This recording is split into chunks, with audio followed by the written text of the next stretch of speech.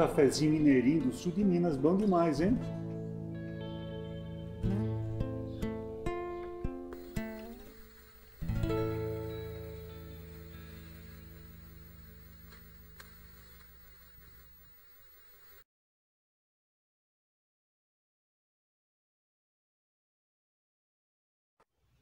Morfo, organo, grifo, greta, hífen, ofio, fóton, pólen, semia, opus, moto, ululo, at, ut,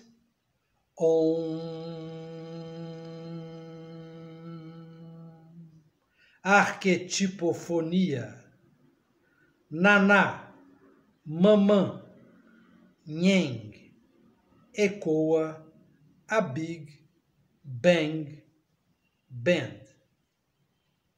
Queridos amigos do Além da Letra, nós estamos aqui caminhando para o final, mas que não é um final. Isso aqui é uma continuidade. O Além da Letra faz parte de um movimento cultural que acontece em Gonçalves e acontece em todo o sul de Minas, conectadíssimo com o que acontece no Brasil, e hoje nós vamos trazer uma conexão também fora do nosso país, o que é muito importante. Eu quero começar agradecendo ao André Santana e tudo que o André Santana nos proporcionou ao longo da nossa programação, trazendo os textos e trazendo músicas com base nos textos de Sérgio Santana. Essa homenagem foi uma homenagem muito importante para nós a cada ano, e esse ano de modo especial. E essa ideia veio do nosso querido Marcelino Freire, que hoje está conosco, e eu vou falar duas palavrinhas. Nós iniciamos o final, nós começamos então, né, a última sessão, a última mesa do nosso encontro, mas lembrem-se, nós vamos ter mais, nós vamos conectar com o Giro na Cidade e nós vamos continuar com música e com arte, porque o nosso mote, meus queridos amigos, é como que a arte pode nos ajudar a passar por esse momento tenebroso que a gente atravessa no mundo e de modo particular na nossa terra Brasilis. Isso nos deixa muito preocupado, mas por outro lado, a literatura, a poesia representam um ponto de força, um ponto que nos une, e é por isso que nós estamos aqui.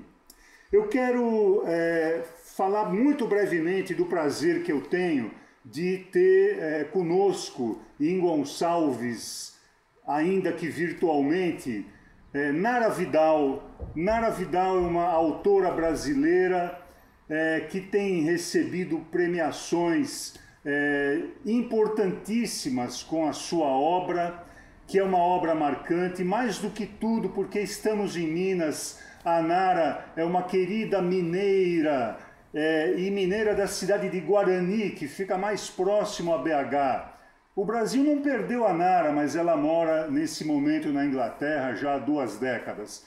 Entre outros prêmios, eu preciso de mencionar o último que ela ganhou, que é o prêmio da APCA, da Associação Paulista de Críticos de Arte, por um trabalho importantíssimo que Nara faz. Ela tem publicado insistentemente e de uma maneira muito linda, numa revista que ela criou, que chama-se Capitolina, autores brasileiros. E tem trabalhado na tradução de autores brasileiros. Isso aí é tremendamente importante. Nós somos muito ilhados, nós vivemos aqui fechados. O outro contato, o outro participante dessa mesa é o querido Ondjak, que está lá em Luanda, em Angola. Outro autor de língua portuguesa e que ele faz uma ponte importante entre Brasil e África, querido Ondjak conosco. E para mediar o encontro de hoje, nós temos a honra, o prazer, a deliciosa presença do curador desse evento, que é Marcelino Freire. O Marcelino Freire está conosco desde o primeiro momento, quando a ideia surgiu. Eu vou parar por aqui, passar para o Marcelino Freire, autor premiado, Prêmio Jabuti, um grande quebrador de pratos na cultura brasileira, alguém que agita, sacode a poeira dessa nossa literatura. Querido Marcelino, a bola é sua. Eita, Décio, muito obrigado pelas palavras, pela apresentação aí. Mais um Além da Letra. Na verdade, você me apresentou como curador, eu sou co-curador, eu sou entusiasta, né? Desde que estive aí em Gonçalves, olha só a triangulação aí, no sentido de que Décio está falando de Gonçalves, Minas Gerais, e a gente vai aí para Angola e a gente vai para Inglaterra. Nossa Senhor, e eu estou falando aqui da Vila Madalena, e também, de alguma forma, zigue-zaguei muito na minha vida, né? Sou pernambucano, de Sertânia, já morei em Paulo Afonso, na Bahia, e desemboco aqui em São Paulo, de onde eu estou falando e recebendo esses dois parceiros agitados culturais, cidadãos do mundo, porque eles zigue-zagueiam também por todo canto, né? Já moraram em várias cidades, em vários países. A literatura deles também, aí, de alguma forma, um pouco a Mara Vidal zigue-zagueia aí do romance para o conto, o Ondiak, que já escreve um pouco mais tempo do que a Nara, zigue-zagueia pela poesia, pelo teatro. Que danado de zigue-zague é esse? Em plena pandemia, vocês estão parados? Onde vocês foram parar? De onde vocês estão falando? Situem-se aí para a gente, para todos os amigos e amigas que estão nos ouvindo. Nara, fala você primeiro, amada. Onde você foi parar? Mineira. Mineira. Gente, muito obrigada, tá? Eu agradeço muito de coração esse convite, fiquei tão honrada, é uma alegria conversar com vocês. Admiro todo mundo que está aí nessa mesa virtual, né? Nesses nossos tempos. Aliás, é uma das únicas alegrias dessa pandemia, é exatamente essa possibilidade de convívio, mesmo que seja virtual, né? Senão não seria assim tão fácil, tão possível. Então, muito obrigada pelo carinho, pelo suporte. Pois é, Marcelino, eu estou aqui já tem 2 décadas, eu nem posso imaginar isso. Quando eu paro para pensar, meu Deus do céu, é muito tempo, né? Muito tempo. E eu vim para cá para fazer uma especialização em literatura inglesa, né? E acabei ficando. Então, a literatura, na verdade, que me trouxe para cá de uma maneira ainda indireta, né? Porque eu comecei a escrever só lá em 2013, eu tive o meu primeiro livro publicado ainda para criança, né? Escrevia para criança, agora eu dei uma parada. Mas nesse tempo todo, eu acho que eu estava me preparando para escrever, né? Fazendo muitos estudos, lendo muito, enfim. Você está falando de qual cidade, né? E eu estou falando da cidade de Tunbridge Wells. A cidade de Tunbridge Wells faz parte da Grande Londres, né? Então, assim, é um pouquinho fora do centro de Londres, mas olha, quando eu morava em Londres, eu demorava mais tempo para chegar no centro de Londres do que onde eu estou agora. Então, eu não estou tão longe assim. Mas é daqui que eu falo, e daqui que eu falo com vocês, com o maior prazer. Eita, Nara, e você, Ondiak? Você zigue-zagueou. A Nara também já morou no Rio de Janeiro. O nosso amado Décio também já zigue-zagueou muito esse danado. Tá, agora que ele está em Gonçalves, mais tranquilo. Ondiak, me diga aí, onde você foi parar aí de volta para Luanda? Olha, eu não estou perto de Londres, nem de Gonçalves, infelizmente. Poderia estar a meio caminho. Eu estou perto do Oceano Atlântico, estou estacionado aqui em Luanda desde 12 de março de 2020. Daqui a bocado já estou a ficar com medo que a gente fique aqui até 2025, uma coisa assim, e eu me esqueça. Eu não me lembro mais o que é o cheiro do avião, até gostava o cheiro da gasolina do aeroporto, não é? Eu já não me lembro mais o que é ser revistado. Eu, às vezes, aqui em casa mesmo, arrumo a mala, vou aqui para fora e volto a entrar, ponho a mala aqui na mesa, faço uma revista breve para ver se encontro alguma coisa, fecho a mala e depois arrumo tudo outra vez. É a minha viagem de 15 minutos. Né? Então, vou falar de Luanda com muito prazer. Obrigado pelo convite. Muito gosto de estar aqui com vocês. Ou seja, a sua vida era exatamente esse zigue-zague aí nos aeroportos, né? Uma vida de um escritor que o tempo inteiro... Aliás, o último evento que nós fizemos juntos, que eu fiz a minha última viagem internacional, a gente se encontrou no México, né? Então você está com saudade desse zigue-zague aí, Ondiak? Eu estou com saudade um pouquinho do zigue-zague. Isto é, zigue-zague às vezes é forçado, não é? Ficar em casa, trabalhar um pouco, como a Nara estava a dizer, por exemplo, sabe uma coisa, Marcelino, este ano eu parei aqui, já tinha coisas escritas. eu retomei uma coisa intensivamente que eu não fazia há muito tempo, que é escrever letras para canções. E eu penso que para o ano nós vamos ver esse resultado. Não para eu cantar, Deus me livre. Aí vinha logo aqui e prendiam-me. Letras para outras pessoas cantarem. Sobretudo estou a trabalhar, a colaborar com músicos e músicas brasileiros. Amigos e amigas do Além da Letra, ao final dessa conversa, o Jack vai cantarolar, né, a capela alguma dessas canções para segurar a audiência. Nara, me diz uma coisa, amada Nara. O que é escrever em português ou o que é uma pessoa falando em português na Inglaterra? Como é que você percebe isso aí, esse enfrentamento pela língua? Pois é, Marcelino, é uma coisa engraçada, né? Me perguntam isso, eu penso muito nessa questão porque é uma pergunta recorrente e eu fico imaginando assim, qual alternativa eu teria, né? Eu não tenho outra alternativa senão essa, de escrever, né, na língua portuguesa. Eu tenho uma relação assim de... Eu não gosto de usar essa palavra de maneira muito gratuita, mas eu tenho uma relação de resistência com o uso dessa língua. E eu digo isso pelo seguinte, porque a minha família aqui é uma família de ingleses, né? Meus filhos vão para a escola na Inglaterra, todo mundo que me rodeia é daqui, fala essa língua já tão... É uma língua autoritária, né? Que é uma língua já tão assim, né? Falada por todo mundo.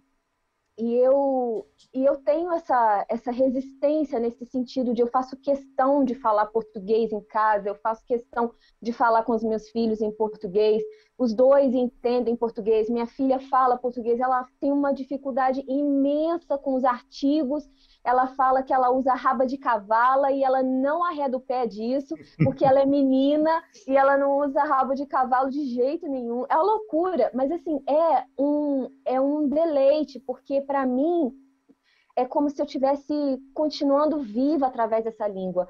Escrever, falar, conversar, esse tipo de comunicação que a gente tem, isso tudo para mim é muito importante. É onde eu me agarro, sabe? Para não perder a própria origem. Você chega num ponto, são 20 anos já aqui, né? Teria sido muito fácil ter sido comida por toda essa influência inglesa, escrever em inglês, mas não. Quando eu sento para criar alguma coisa, é o português que vem, né? Então, assim, essa insistência, né, faz parte mesmo de uma forma um pouco mais egoísta da própria conservação da minha identidade, né? Porque sem isso não é possível. Então, é mais ou menos essa a dinâmica, né, de escrever aqui em língua portuguesa, para mim. Eita, muito bem, Nara. Jack, o que é ser um angolano no Rio de Janeiro? O que é ser um angolano pela Itália, por onde você passou, Nova York? Como é que é essa tua militância pela língua de origem também? Olha, deixa eu te contar uma história, uma das primeiras vezes que eu estava no Rio e ia a um encontro, uma universidade ou coisa assim, e eles estavam à espera de alguém, que não era eu, e eu cruzo com um professor no corredor e sem querer, não sei se esbarramos, sei que caiu alguma coisa. Eu ajudei a apanhar e disse, por favor, disse qualquer coisa rápida, ele ouviu o sotaque e ele disse, português? E eu disse, não, angolano. E ele olhou assim para mim a sorrir e disse, angolano é o caralho. E aquilo me deu uma ideia de, claro, eu entendo do imaginário que o brasileiro tem do africano ou do angolano, claro que a maioria da população não é mestiça, mas é negra, é mais escura, é de uma coloração completamente mais escura, obviamente, do que a minha, e isso é um tema recorrente, depois isso passa no Rio e noutros lugares, não é? Lembro uma vez também, uma das primeiras vezes que estive com o Luís Sepúlveda, e ele me perguntou de onde eu era, e eu disse que era de Angola, e ele disse, coño, os angoleños se estão poniendo pálidos. E esta brincadeira, esta ilusão de que, de facto, e claro, os lugares têm uma identidade, penso é que, claro, essa identidade terá que ser também cultural, sociológica, sociocultural. Ser angolano no Rio era isso, era ser permanentemente confundido com português, o que, enfim, não tem problema nenhum, só que se me dizem se sou português, digo que não, e se me dizem se sou brasileiro, também digo que não, não é? Eu acho que ainda, a metade da minha vida onde eu estou, acho que ainda me considero angolano, e isso não é exclusivo, não é para fechar, muito pelo contrário, é porque eu acho que existem outros elementos, e acho que eu acho que as pessoas têm direito à pluriidentidade, à plurinacionalidade. Eu simplesmente não me considero português, nem me considero brasileiro. Passado uns anos no Rio, de vez em quando, uma conversa e tal, a pessoa dizia uma coisa, mas você já é carioca. E eu dizia, não, desculpe, um Kaluanda são os naturais de Luanda. Um Kaluanda não pode ser carioca, isso seria sair de 2.5 para 2.0. E eles ficavam muito irritados. Mas no fundo é isso. Agora é uma cidade de contrastes. O Rio, sobretudo, né? O Rio é o que eu vi no Rio. Nunca é raro falar do evidente, que é da beleza exuberante da geografia, etc. Para mim a beleza tinha que ser a beleza humana, a beleza do morro, a beleza do convívio, a beleza de menos racismo, a beleza de menos desigualdade social, a beleza de menos separatismo, a beleza de menos classismo. Portanto, enquanto não houver isso, se quiserem falar da beleza geográfica do Rio, é uma coisa. Dizer que o Rio é uma cidade maravilhosa, digamos, eu acho que é um privilégio de poucos que vivem esse Rio maravilhoso. Eu acho que o Rio e o Brasil, do modo geral, é um lugar com fossos muito acentuados do ponto de vista da desigualdade e com discussões rássicas que se fazem necessárias todos os dias, e creio que nos próximos 40, 50 anos ainda estaremos nisso. É isso mesmo, Jack. Ô, Nara, como que a Inglaterra influencia na sua escrita? Até porque eu sei que o seu livro Sorte traz aí, de alguma forma, uma ponte entre esses dois países, ou não os países, mas a língua, digamos, né? Como é que o inglês entra aí na tua literatura? Eu acho, Marcelino, que o lugar onde eu estou, por ser um lugar fora de Minas Gerais, né, precisamente, que eu morei no Rio também, fiz faculdade no Rio, mas é um lugar que eu não consigo me ver morando mais, é complicado, é um lugar, não é para os, como é que fala, não é para os iniciantes, né, não tem isso, enfim, o Rio de Janeiro é o Rio de Janeiro. Mas eu acho que estar fora de Minas Gerais, no caso, fora do Brasil, acaba, em algum momento da minha escrita, eu acho que vai ter elemento, eu vou conseguir encontrar elementos que vão relacionar a minha escrita com algum tipo de referência, de pesquisa, ao que vem de fora, né? Então, no caso de Sorte, eu fiz essa ligação entre a Irlanda e Minas Gerais, né? Passando pelo Rio de Janeiro. No caso, foi uma pesquisa que eu fiz, né, por interesse mesmo da cultura daqui, né, aquela questão da Igreja Católica, que sequestrou crianças, enfim, e colocava várias mulheres nos conventos que estavam grávidas e sequestravam essas crianças, uma vez que as mulheres tinham esses filhos. Então, são assuntos que sempre me interessaram muito. Então, fazer essa ligação com o Brasil sempre foi muito importante. Então, eu acho que há elementos que se mesclam, né? É uma literatura que tem elementos, eu acho que isso é muito natural. Imagino para o Ondiak é a mesma coisa, você carrega elementos por onde você passa, né? Que fazem parte da nossa vivência e que se transformam em experiência e, eventualmente, vai ter algum reflexo em alguma coisa criativa que a gente faça, né? Então, eu acho que essa fusão e essa relação entre culturas diversas está em algum momento, mesmo que sutilmente agora nos contos, em algum momento ela vai acontecer. Em alguns casos ela é mais óbvia, como no Sorte, em alguns outros casos nem tanto, mas é uma coisa, acho que muito natural, né, da gente, você também, Marcelino, que viaja tanto, a gente carrega esses elementos, né, e eles se debruçam aí no nosso trabalho em algum momento, a gente não consegue se conter. Então, eu acho que vem mais disso mesmo, dessa vivência. A Inglaterra me influencia nesse sentido, de resgatar a minha origem, mas também como se fosse um testemunho do que eu tenho sido, né, até aqui, dessa vivência de outro país, outra língua, outra cultura, enfim, outro planeta, praticamente. Ô, Nara, os seus livros foram traduzidos aí para a Inglaterra já? Não, eu tenho sorte que foi traduzido, compraram os direitos na Holanda e ele foi traduzido para o holandês e saiu no ano passado na Holanda. E por enquanto isso. Tem algumas outras conversas, mas não tem nada certo ainda, né? Então nem adianta falar.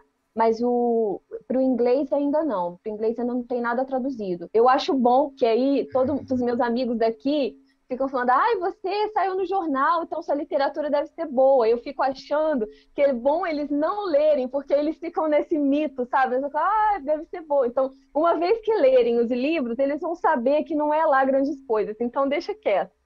Qualquer coisa você coloca a culpa no tradutor. Exatamente. Onde que amado? Onde como é que é a questão da língua do português falado no Brasil? Como que entra no teu trabalho e influencia a tua trajetória? Olha, eu não tenho a certeza que seja uma entrada muito evidente, muito, digamos, muito clara.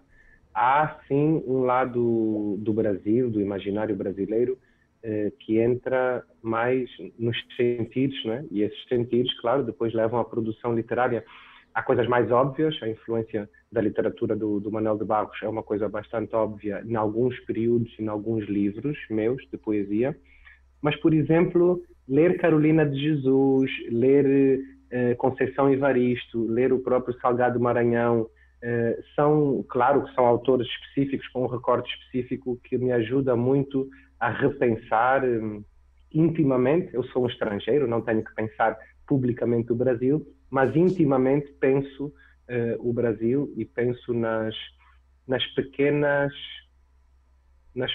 contribuições que todo e qualquer cidadão, amigo da língua portuguesa, amigo do Brasil, deve dar em relação a esta grande discussão. Há uma coisa bonita no Brasil. O Brasil tem muitos sotaques, obviamente, como em qualquer lugar. Portugal também tem muitos sotaques, mas além dos sotaques tem muita linguagem, né? Muitas linguagens específicas.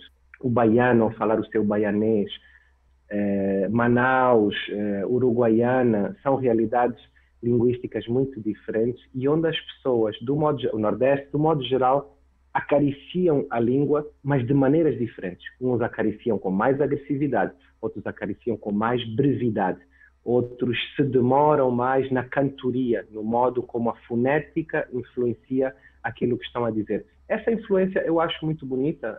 Às vezes gosto de acompanhar pequenos estudos também que fazem a travessia entre as línguas originárias brasileiras, que quase todas estão mortas, e a própria língua portuguesa. Eu acho isso é uma riqueza. O Brasil é um país de escala continental, não é? Que infelizmente tem os políticos que tem ultimamente, porque tudo poderia estar bastante diferente. Estamos numa fase aqui complicadíssima, onde você aí passa muito bem na tua fala. Eu queria uma curiosidade, onde o português falado em Angola em relação aos outros países africanos, qual é o acento? O que é que se comenta que vocês têm que o outro país não tem? Eu acho que é muito, digamos, para explicar muito rápido a um cidadão brasileiro que não tenha noção, é muito fácil. Em África existem 5 países que ainda falam, que têm como língua oficial a língua portuguesa. Em Angola, esta extensão é enorme. Quase mais de 70% da população fala a língua portuguesa. Em Moçambique é diferente. Sim, na cidade capital é Maputo, mas no resto do país o português não é a língua maioritária. Existem outras línguas originárias de Moçambique, línguas de raiz banto e ou san, que se processa isso. No caso da Guiné-Bissau e de Cabo Verde, eles convivem a língua portuguesa com o que eles chamam, e que é a língua crioula, o crioulo de Cabo Verde ou o crioulo da Guiné. Os cabo-verdianos guineenses pensam, usam, vivem em crioulo. De vez em quando falam a língua portuguesa nas escolas, nos jornais, etc. Portanto, creio que o mais parecido em termos de sotaque é entre Angola e Moçambique. Para vocês, creio, pelo ouvido que me chega do vosso eco, vocês ouvem-nos falar como se fosse um português. Mas se tu tivesse aqui um português, José Luís Peixoto, Gonçalo, alguém, tu ias ver que o sotaque tem as suas nuances, embora deste lado do oceano cada vez menos se use o gerúndio, exceto em situações muito específicas. Em Moçambique, em alguns lugares, e em Portugal, Algarve, ainda usam o gerúndio. Vós não, vós sois uns gerundistas militantes, como dizia o camarada Odorico. Odorico Paraguaçu. Eu já recebi aí que nós temos aí mais uns 10 minutos de bate-papo. Olha que papo animado está aqui, hein? Nara, você, além do seu trabalho, você é uma agitada cultural, né? Você aí faz uma militância pela literatura brasileira. Conta um pouco do teu projeto Capitolina e me diga também se você tem a livraria também. A Capitolina não é só edições, mas tem uma livraria também. E daqui a pouco o Andjaco vai nos contar, porque ele acaba de inaugurar uma livraria também lá em Angola. Nossa, olha aí a coincidência. que maravilha! Diga lá, Nara. Pois é, a Capitolina Books, né, que é a livraria, a livraria, vocês estão vendo aqui, em primeiríssima mão, atrás de mim. É uma estante na minha casa, gente. Vamos falar a verdade, né? As pessoas acham uma livraria. A livraria é aqui, ó, é uma estante atrás de mim. Mas, na verdade, essa ideia de ter um acesso, né, aos livros, aos lançamentos, especialmente, Marcelino, especialmente aos lançamentos de literatura de editoras independentes, não chegam nunca para mim, nunca, nunca. Então, assim, era uma fome de ler esses livros, de estar em contato com os meus amigos, escritores que lançam livros belíssimos e que não chegam aqui de maneira nenhuma, nem traduzidos e nem no original. Então, a ideia foi eu mesma buscar esses livros, né, um de cada, trazer para cá, disponibilizar para quem tem esse interesse, para quem tem essa possibilidade de ler no português, né? É muito reduzido esse número de pessoas aqui na Inglaterra que vai ler originalmente em português, mas existe, tem algum interesse, especialmente em universidades, as pessoas se interessam. Então, eu disponibilizei, né, esses livros aqui. É muito longe de ser um negócio, tá? Não é um negócio, é uma vitrine, é uma coisa assim, tá aqui, quem quiser comprar um livro, compra, eu vou lá no correio, levo, tudo assim. E a Capitolina Revista, ela surgiu aí pela pandemia, né?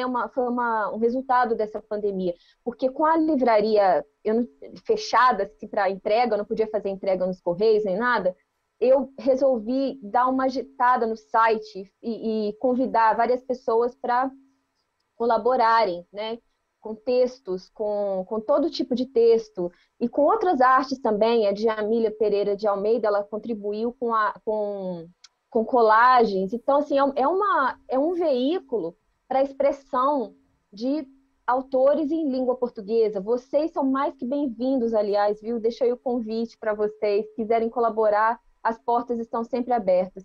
E a revista, então, surgiu disso, né? A gente aquilo, de novo, eu volto nesse ponto, porque é um ponto crucial para mim, que é essa ideia de não deixar a minha língua morrer, sabe? Porque é fácil demais isso acontecer. Então, essa ideia de fazer algumas iniciativas, né? Agitar algumas coisas por aqui, tem a ver com isso, tem a ver com essa expansão, né? Para expandir para quem queira, né? Para quem tiver essa boa vontade, a generosidade de querer ouvir e ler em português. Temos aqui acesso, temos aqui disponibilidade de material, de livros, enfim, textos.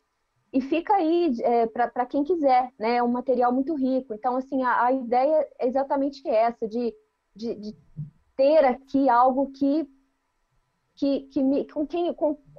com o qual eu possa me identificar, algo que eu me identifique, algo que fale comigo de uma maneira um pouco mais profunda, né? É mais ou menos isso. Podemos pedir um endereço? Tem um site? É um site, como que faz, Nara? É um site, gente, vejam lá, é capitolinabooks.com. Aí, se você entra no capitolinabooks.com, você vai lá no Revistas, e aí tem lá um monte de gente já publicou com a gente, textos belíssimos. E é isso, eu estou organizando uma próxima edição e é um prazer enorme, assim, é um trabalho, né? Eu não sei exatamente quem lê, mas às vezes a gente acha que ninguém está prestando atenção, mas tem gente prestando atenção. A gente faz esse trabalho de de mostrar, olha aqui, temos qualidade, né? Escrita aqui em língua portuguesa. Também tem cursos, Nara. Estou a ver aqui que tem cursos. Eu dou cursos de literatura, Jaque. Eu e mais algumas outras pessoas, a gente dá curso de literatura também. Então a gente promove... Podemos dar um curso, eu e o Marcelino, juntos? Claro, claro. Opa, então já olha, isso aqui está gravado, hein? Agora é compromisso. Você viu como que os agitados culturais são? A gente já começa a armar... Gente, mas isso é muito bom, né? É o que gira essa roda, né? Especialmente nesse momento. Eu estou bem triste hoje porque os dados aí do Brasil estão me deixando bem deprimidas, mas enfim, é isso. Daí é isso que nos alimenta. Eu sei que a gente já está chegando no finalzinho, já recebi a sinalização dos amigos aqui. Ondiaque, nos fala da tua livraria, o Ondiaque Livreiro, que já está fazendo aí uma ponte com a Inglaterra e com Gonçalves. Olha a agitação cultural completa. Sim, acabamos também de abrir agora em agosto, uma livraria também que eu agora estou a perceber aos poucos que tem um conceito diferente. Ela fica na parte de trás de uma casa que é uma produtora de cinema, mas a livraria é aberta. Um dia eu vos mostro fotos. Ela fica num alpendre aberta e depois aproveitamos lá embaixo, tem um quintal que a produtora também usa e que nós também usamos. Está muito ativo. Temos aberto aos sábados só ao público. De resto, vendemos online e as pessoas vão lá às vezes buscar livros. Como é o nome da livraria? Quiela, com K. Quiela. O que é que significa Quiela? Quiela é um jogo. É um jogo dos mais antigos do mundo, com pedrinhas. É uma espécie de xadrez africano em que as pessoas negociam ali o tempo do jogo. E quando acabas de jogar, mesmo que alguém ganhe, não faz mal, porque já te tornaste amigo da pessoa. E tem site também? Tem site, é livrariaquiela.com. Eita, gente, a gente está chegando ao final. Sem antes, eu queria perguntar aos nossos convidados, deixar um abraço imenso, essa ponte maravilhosa aqui, Além da Letra, que está na sua segunda edição, direto de Gonçalves, Minas Gerais, essa cidade linda. Vocês vão conhecer, a gente vai tomar uma cachaçinha, comer umas coisas boas lá em Gonçalves, com esse grande anfitrião Décio, todos os amigos e amigas que fazem o Além da Letra. Antes de passar para o Décio, eu queria uma pergunta para o Ondiaque, uma pergunta para a Nara. Uma palavra da sua língua que você acha belíssima, Ondiaque. Diga para a gente aí, solte a palavra. Eu vou soltar. É última. Última. Não é o última que a gente fala. Última. Não tem L. U-T-I-M-A. Bom, pode dizer última, mas aqui não se vai perceber. É última. Última. Vamos procurar o significado. Coração em Umbundo. Que maravilha. Coração. Então, olha, fique com o nosso Utima, o nosso coração para você, amado amigo de muito tempo. Nara, uma palavra aí que fica ressoando aí na sua saudade, na sua memória. Eu vou te falar, a palavra é gambiarra. Eu adoro essa palavra. Eu adoro essa palavra. Eu uso, todo mundo na minha casa, os ingleses todos usam a palavra gambiarra, porque eu já expliquei o que é. Eles fazem gambiarra aqui em casa e eles sabem exatamente o que significa. Não há nada que substitua inclusive a sua filha usa um gambiarro para fazer a raba de cavala, não é? É por aí, que é mais ou menos isso. É uma delícia de palavra. Gambiarra é tão útil, gente. É muito útil. Eu uso muito exatamente por essa militância pela literatura. A gente tem que fazer muita gambiarra nesse sentido afetuoso, de improvisar, de fazer as coisas acontecer. Muito obrigado, Nara Vidal. Parabéns pelo seu trabalho. Aí, muito obrigado, Ondiaque. Um beijo imenso para vocês dois. É com você, Décio, aí em Gonçalves, fazendo a gambiarra e no seu coração, o Timo, um beijo no seu coração, nessa mesa que está, de alguma forma, não encerrando Além da Letra, está, na verdade, apontando já para uma próxima edição, né? Um beijão para toda a equipe, Saulo e todos e todas que fazem essa festa linda acontecer. Com você, Décio. Beijão para você, amado. Maravilha, querido Marcelino, Ondiaque, Nara. Olha, Otávio Paz dizia que o Brasil tem as costas voltadas para a América Latina. Eu acho que ele teria razão ainda hoje. Imagina para o resto do mundo. Então a importância do trabalho de vocês, Ondiaque fazendo essa ponte Brasil-África, que é tão desconhecida para nós, é tão pouco explorada no melhor sentido humano que isso possa significar, não é? Nós aprendemos com vocês. E Nara, desnecessário dizer, esse teu trabalho de formiguinha, esse teu trabalho incansável. Então a presença de vocês aqui hoje, eu acho que inaugura para nós essa possibilidade. Novamente, a pandemia e a tecnologia nos permitem hoje, então, viajar no sentido mais metafórico que a gente pode utilizar desse termo, com vocês, não é? Juntos. Então, um agradecimento em nome dessa equipe maravilhosa aqui do Além da Letra. Muito obrigado por vocês terem estado aqui conosco e esse tempo lindo que vocês despenderam conosco. Marcelino, você é aqui o idealizador dessas ideias, você é o nosso inspirador e eu insisto em dizer, meu querido quebrador de pratos, que bom que você existe, viu? Então vamos continuar juntos. O Além da Letra caminha para o encerramento, mas eu disse no início e reitero, não é um encerramento, é uma continuidade. Nós vamos daqui mergulhar em outras artes, sair da literatura e logo a seguir nós continuaremos com o Giro na Cidade, com muita música, com teatro e esse movimento cultural sul-mineiro e de Gonçalves para vocês, juntos com vocês, para a gente atravessar esse momento difícil com vida, com alegria, com segurança e com os pés no chão. Muito obrigado pela presença de vocês virtualmente juntos. Vamos seguir em frente. Obrigado, Nara. Obrigado, Jack. Querido Marcelino, beijos para vocês.